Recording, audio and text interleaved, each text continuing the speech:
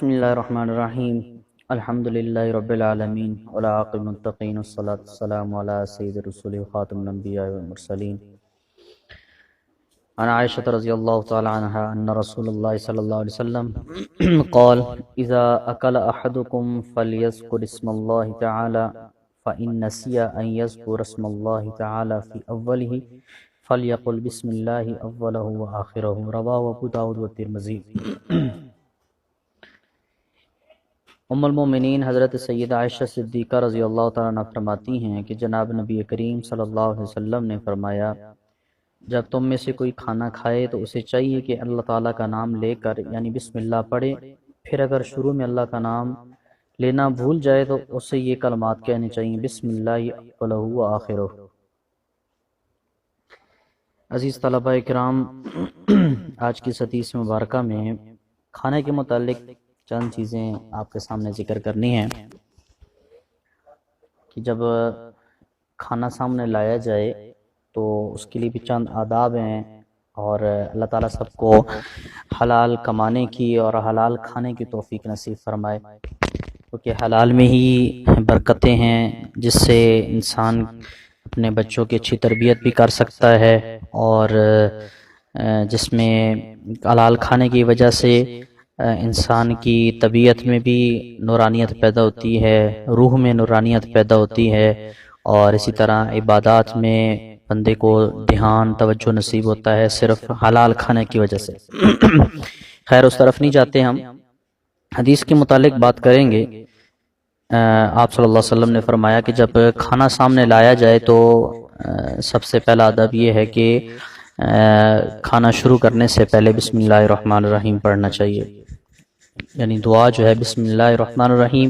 یا بعض روایات میں بسم اللہ وعلی برکت اللہ۔ اس سے کھانا کھانے کی شروع کرتے وقت یہ دعا پڑھنے سے کھانا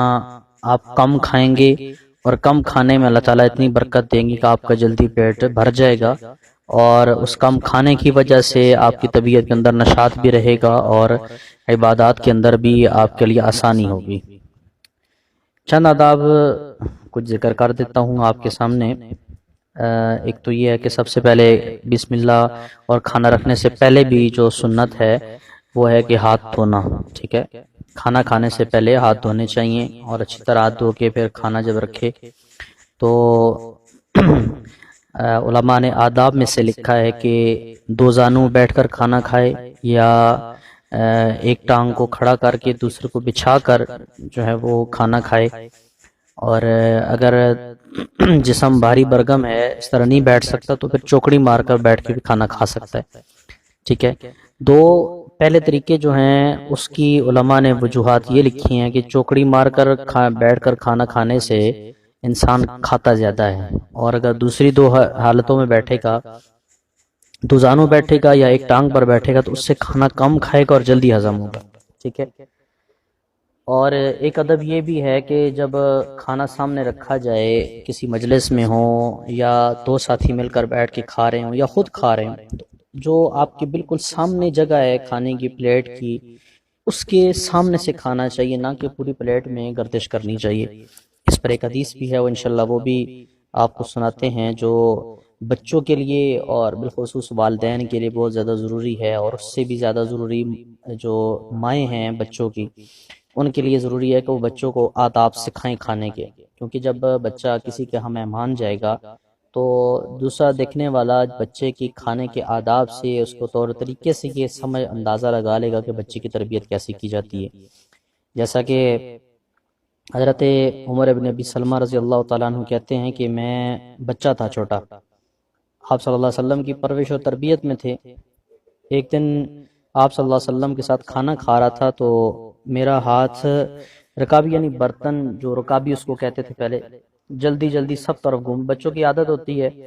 جیسا کہ بچوں کی یہ عادت ہوتی ہے کہ اپنے سامنے کھانا کھانے کی بجائے وہ ہر طرف ادھر ادھر ہاتھ ڈالتے رہتے ہیں۔ تو آپ صلی اللہ علیہ وسلم نے مجھ سے فرمایا کہ بیٹے بسم اللہ کہو، دائیں ہاتھ سے کھاؤ اور اس جانب سے کھاؤ جو تمہارے نزدیک ہے، یعنی اپنے سامنے سے کھاؤ۔ چنانچہ وہ فرماتے ہیں کہ اس کے بعد میں ہمیشہ اسی ہدایت کے مطابق کھانا کھاتا رہا، ٹھیک ہے؟ اس حدیث سے بچوں کی تربیت کے لیے ہمیں یہ چیزیں سمجھ آتی ہیں کہ بچپن سے ہی بچوں کو یہ چیزیں سکھانا شروع کر دیں۔ کہ جب بچپن سے سکھائیں گے تو وہ بچپن تک رہیں گی. بچپن کی بات انسان کی بچپن تک یعنی زندگی کے آخری مراحل تک اس کے لیے وہ کام آتی ہے. اور دوسرا یہ غلطی بھی کہ اصلاح کا جو طریقہ ہے وہ اچھے انداز سے اپنا چاہیے، نہ کہ بچہ جب کھا رہا ہے تو اس کو فوراً مارنا شروع کر دے. نہیں، ایک پیار سے، ایک انداز سے، ایک طریقے سے اور حکمت کے ساتھ بچوں کو تربیت ان کی کریں گے تو انشاءاللہ وہ بہت جلدی ان چیزوں کو سیکھیں گے. اور صرف یہ نہیں کہ زبانی ہی بچوں کو کہا جائے، بلکہ بسا اوقات بچوں پر کوئی تھوڑی بہت ڈانٹ ڈپٹ اور مار کے ذریعے بھی بچوں کی تربیت کی جاتی ہے، تو اس حوالے سے بھی بچوں کا خیال رکھنا چاہیے. ٹھیک ہے،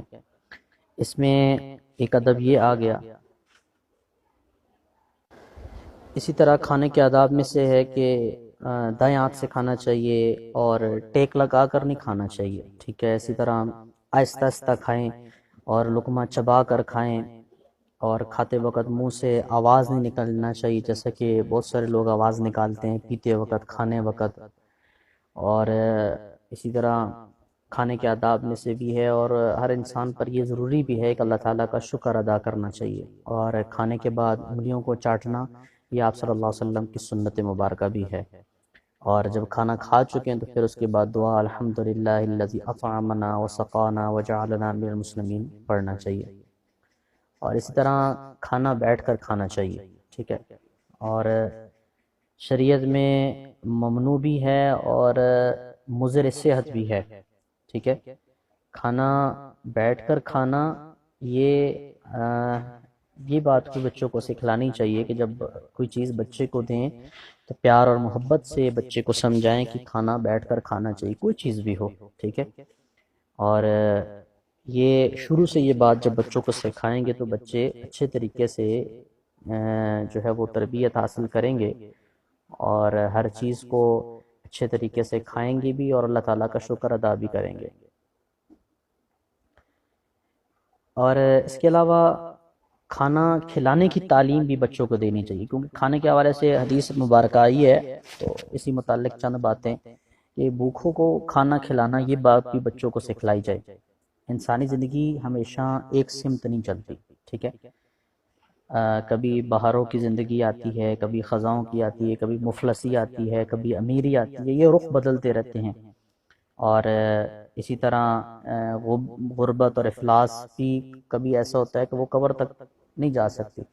کبھی امیری آ جائے گی، کبھی غریبی آ جائے گی، کیونکہ اللہ تعالیٰ خود فرماتے ہیں کہ ان مع العسر یسرا، ان مع العسر یسرا. یہ حالات بدلتے رہتے ہیں، کبھی پریشانیاں، کبھی مصیبتیں، کبھی آسانیاں، کبھی امیری، کبھی غریبی. ٹھیک ہے، اب یہاں پر قابل غور بات یہ ہے کہ جو صاحب ثروت لوگ ہیں، امیر لوگ ہیں، ان کا برتاؤ ایک یہ کہ کسی مفلس کے ساتھ کیسا ہونا چاہیے. ٹھیک ہے، اور اس سلسلے میں خواجہ غریب نواز کی چند باتیں آپ کے سامنے پھر میں بتا دوں گا. ٹھیک ہے، وہ ایک جگہ لکھتے ہیں کہ جو بھوکے کو پیٹ بھر کے کھلاتا ہے اللہ تعالیٰ اس کی 1000 حاجتیں پوری کرتا ہے، اور اس کو دوزخ سے خلاصی ملتی ہے. اس کے اور دوزخ کے درمیان 7 حجابات پیدا ہو جاتے ہیں. تو آج معاشرے میں جو برتاؤ مفلسوں غریبوں کے ساتھ ہے اس کو تبدیل کرنے کی ضرورت ہے، تاکہ امیروں کو مغرور اور نہیں ہونا چاہیے، بلکہ غریبوں کے ساتھ ہر قسم کا تعاون کرنا چاہیے. اور بالخصوص اس موجودہ دور کے اندر تو ہر آدمی پریشان ہے، تو جن کو اللہ تعالیٰ نے کچھ دیا ہے اپنے خزانوں سے تو وہ اللہ تعالیٰ کی ان نعمتوں کا شکر ادا کرتے ہوئے غریبوں کو کھلائیں اور مفلسوں کو کھلائیں، مسافروں کو کھلائیں، اور بالخصوص ہمارے دینی مدارس، دینی ادارے ان کے ساتھ بھرپور تعاون کریں کہ ان میں جو پڑھنے والے اللہ کے مہمان ہیں تاکہ ان تک آپ کی یہ کار خیر پہنچ جائے. اللہ تعالیٰ ہمیں صحیح طریقے سے شریعت کے مطابق زندگی گزارنے کی توفیق عطا فرمائے، اور اپنی حلال کی روزی حلال کاموں پر اور نیک لوگوں پر اس کو خرچ کرنے کی توفیق عطا فرمائے. وآخر دعوانا الحمدللہ رب العالمین.